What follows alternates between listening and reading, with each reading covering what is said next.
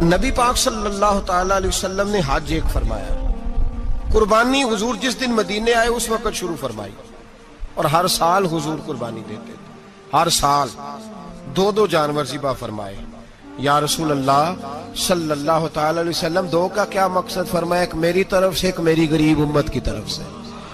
या रसूल अल्लाह सल्लल्लाहु अलैहि वसल्लम किस तरफ से? फरमाया एक मेरी तरफ से, एक मेरी उम्मत की तरफ से।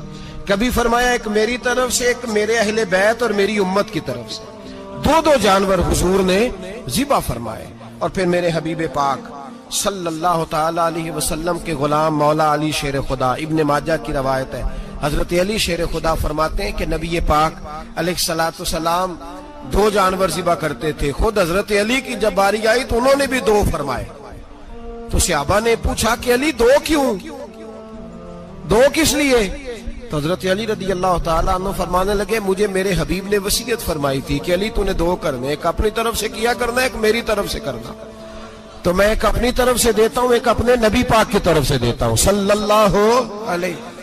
दो जानवर। आप लोगों ने सुनी हुई है ये बात कि महीना महीना खाना नहीं पकता था हुजूर के घर में।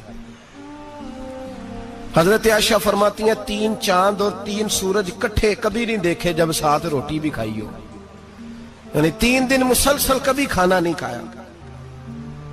कुर्बानियां कितनी दी बोलिए। हजरत अली शेर खुदा का मकान कोई नहीं अपना, कोई घर नहीं बनाया। मौला कायनात शेर खुदा, मैंने ये बात फिर दोहरा रहा हूं, पहले भी मैंने अर्ज की थी, पक्का करने के लिए दोहरा रहा हूं। हजरत अली का कोई कारोबार नहीं बज़ाहिर। बीबी साहबा फरमाती हैं कि कई हफ्ते सिर्फ सिरका और खजूरें। कुर्बानियां कितनी? असी सारे हिसाब लान टुरे हैं कि साढ़े ते लगदी है कि नहीं, पक्का। और फिर जब बात होती है देने की तो माहौल और होता है, जब लेने की बारी होती है तो माहौल और होता है। कुर्बानी वाजिब है उस शख्स पर जिसके पास 52.5 तोले चांदी या 7.5 तोले। लेकिन मैं 7.5 तोले वाला फतवा नहीं देता, मैं 52.5 तोले चांदी वाला फतवा देता हूं। इसलिए कि 52.5 तोले चांदी तो शायद तोला या 1.5 तोला सोने के बराबर ही हो जाए, ठीक है ना जी। तो 7.5 तोले सोना 50-60 हजार रुपया जिस आदमी के अकाउंट में मौजूद है वो कुर्बानी करे। बल्कि इमाम शाफी रहमतुल्लाह अलैह फरमाया करते थे जिसने 3 कमरों को ताला लगाया हुआ है वो 3 कमरे फारग है, उसके किसी काम के नहीं, उनकी कीमत का हिसाब लगाए। छत पे स्टोर बना दिया है, कोई मतलब नहीं उसका, और जो वैसे रखे हुए हैं कोई माना ही नहीं कमरे का। माते थे हिसाब लगाए, कुर्बानी करे।